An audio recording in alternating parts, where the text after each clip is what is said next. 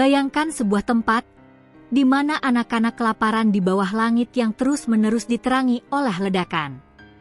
Di mana bantuan makanan menjadi barang mewah. Dan di mana harapan turun dari langit dalam bentuk kontainer bantuan.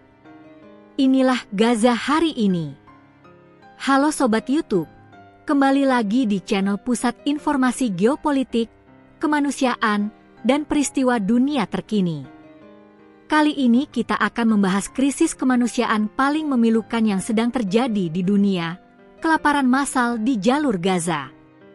Dan bagaimana dunia, termasuk Italia, akhirnya mulai mengambil tindakan nyata.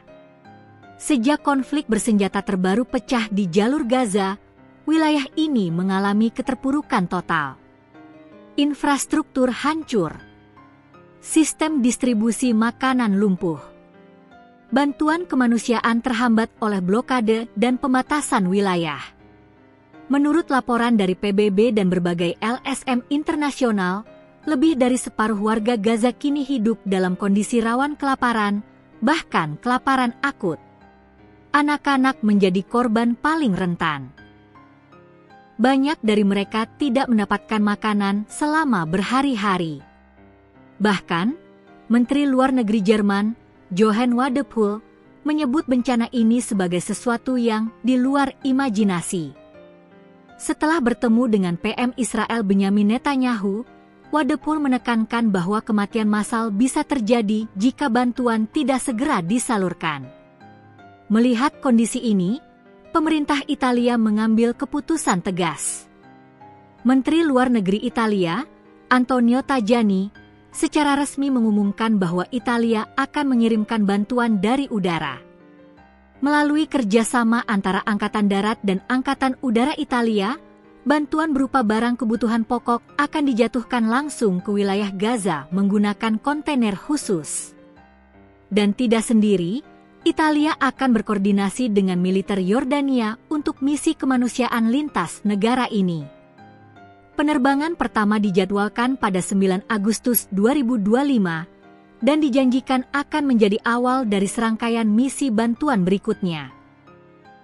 Langkah Italia ini mengikuti jejak Spanyol, Inggris, dan Prancis yang telah lebih dahulu melakukan operasi serupa. Spanyol misalnya, pada 1 Agustus 2025, telah menjatuhkan 12 ton makanan dari udara ke Gaza. Sementara Inggris dan Prancis bekerja sama dengan negara-negara Timur Tengah, termasuk Yordania dan Mesir, untuk mengakses wilayah Gaza secara terbatas dan menjatuhkan bantuan dari udara ke wilayah yang paling membutuhkan. Ini menjadi indikator penting bahwa krisis Gaza bukan lagi isu regional, tapi tragedi kemanusiaan berskala global. Dunia, meskipun lambat, mulai membuka mata. Di sisi lain, tekanan kepada pemerintah Israel semakin kuat. Para pemimpin dunia menuntut agar Israel menyetujui gencatan senjata kemanusiaan. Tujuannya jelas, agar pasokan bantuan makanan dan medis dapat masuk tanpa hambatan. Menurut berbagai laporan diplomatik, sejumlah negara di Uni Eropa, termasuk Jerman, Swedia, dan Irlandia, mulai mengancam akan membekukan kerjasama ekonomi dan pertahanan dengan Israel jika tidak ada solusi kemanusiaan jangka pendek.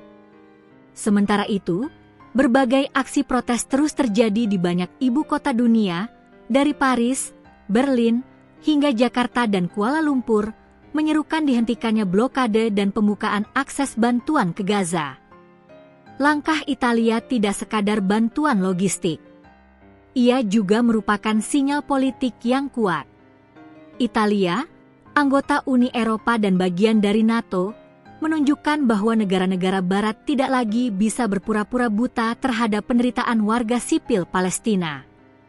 Bantuan dari udara menjadi simbol kemanusiaan di tengah ketidakmampuan diplomasi internasional menyelesaikan konflik. Tapi tentu saja, solusi jangka panjang tetap harus melibatkan perdamaian politik dan penarikan militer. Sebagai warga dunia, kita mungkin tidak bisa menjatuhkan bantuan dari langit. Tapi kita bisa melakukan banyak hal. Menyebarkan informasi valid dan tidak termakan propaganda. mendukung lembaga kemanusiaan yang terpercaya, menekan pemerintah melalui jalur politik dan sosial agar lebih aktif menyuarakan perdamaian. Gaza kini menatap langit, berharap bantuan datang dari awan yang gelap. Tapi di balik langit yang kelam, masih ada cahaya kemanusiaan. Italia telah bergerak. Dunia mulai menjawab. Dan kini, giliran kita untuk peduli.